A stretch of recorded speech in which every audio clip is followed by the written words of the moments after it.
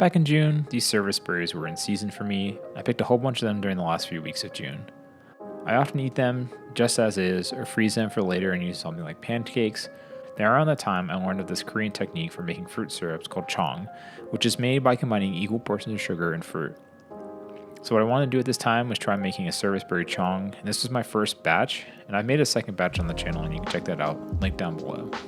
Now the first step is getting out my kitchen scale after I've washed and dried the fruit and tear a container on top. I then poured in the Serviceberries, and not knowing how this would turn out, I only use 150 grams of Serviceberries at this time. Next, I weighed out an equal weight of cane sugar. Because it's going to be a small batch, I only needed a 16-ounce mason jar, and I'm going to sanitize that using a no-rinse solution called Star San. If you're unfamiliar with this product, it's very common in beer brewing, and if you want to get some for yourself, I'll leave a link down below. After spraying it down, I just poured out the sanitizer, and any foam that's left over inside, it won't affect the flavor. And then into the jar I began layering the berries on the bottom. Then I followed that up by the sugar, and then continued berries, sugar, berry, sugar, berry, sugar, and so on till all the sugar and the berries were added. Now at the end, there was still a little bit of headspace at the top, which is when I decided to weigh out a little bit more berries, but the total amount was still 150 grams. I was just accounting for that in the beginning. And I also weighed out an equal quantity of sugar at this point. And then I just topped off the jar with the berries and the sugar, and this is what it looked like at the very beginning of this process. I left this in my basement to work its magic for about 5 days, and after that time, this is how this Cheong started to look.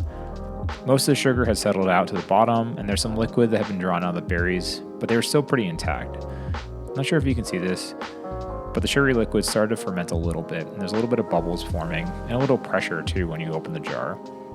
If you're going to make something like this, I highly recommend using a fermentation weight so you can keep the fruit below the liquid level. But in the absence of that, I'm just going to use a cocktail monitor that I have and punch it down after I sanitize it. Also, to slow down fermentation, I've seen that it's recommended to place this in the fridge, and that's exactly what I did at this time, and that's where it'll stay in between updates.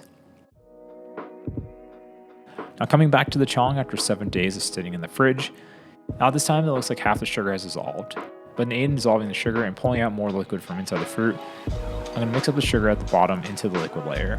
I did this again by sanitizing some kind of spoon, stirring up the sugar at the bottom, and sealing this up and placing it back in the fridge. Now coming back to this Cheong 1 month later, which is about a month and a half from when I started it, this is how it looks. Only a small amount of sugar hasn't dissolved into the liquid, which I hypothesize is due to the low moisture content of the berries. So again, it's time to mix up the sugar into the fruit, and at this time I wanted to see how it was tasting and progressing. And to me, the flavor is very sugary sweet, but there's still a nice balanced berry flavor at the end. So if you look back at the berries, you can start to see that some of them started to become shriveled, and a couple of them started to lose their color. And this will go back in the fridge, as I said, until the next update.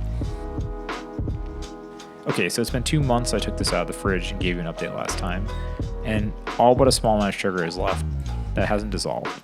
So I decided it was time to finish off this batch, but if you're going to make it yourself with any other type of berry, feel free to wait until all the sugar is completely dissolved. Serviceberries just don't have enough moisture inside of them.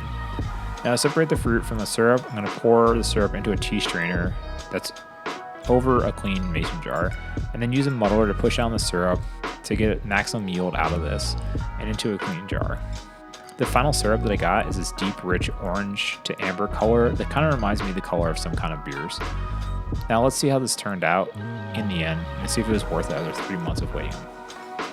The flavor to me definitely has changed a lot since I first tried it a few months ago, and it's kind of developed in this more jammy characteristic, and the berry flavor is really mellowed out, but it also has subdued a lot of the sugariness because more of the actual fruit character is into the syrup.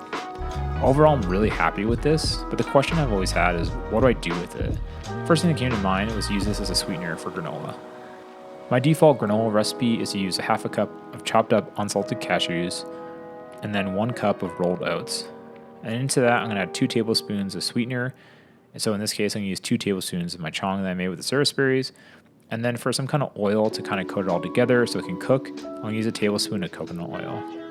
At this point, the coconut oil is still solid, but it will melt as it warms up in the oven. Then toss it all together and fully coat all the oats, and it's time for baking. It's best to spread out the granola all over a baking sheet, and once it's completely level, I'm going to bake it low and slow, which means 300 degrees Fahrenheit for at least 1 hour. I'll mix it up every 15 minutes or so to ensure the cooking is even, and I'm looking for a nice golden color. If you go too high, you can burn your granola, just FYI. Now that it's done cooking, you gotta let it fully cool before you can eat it, and I typically make this with some maple syrup or brown sugar. And by switching to Cheong, I don't really notice a strong berry characteristic in the final product. It does have an elevated nuttiness, and it's still pretty tasty, but I think other flavors added to it may help improve it, like something like a vanilla extract may help, or adding in some dried fruit to it as well. So let me know down in the comments below if you have any suggestions what to use this Cheong for, and maybe I'll give it a try in a future video. Thank you so much for watching, and don't forget to subscribe, and I'll see you again soon.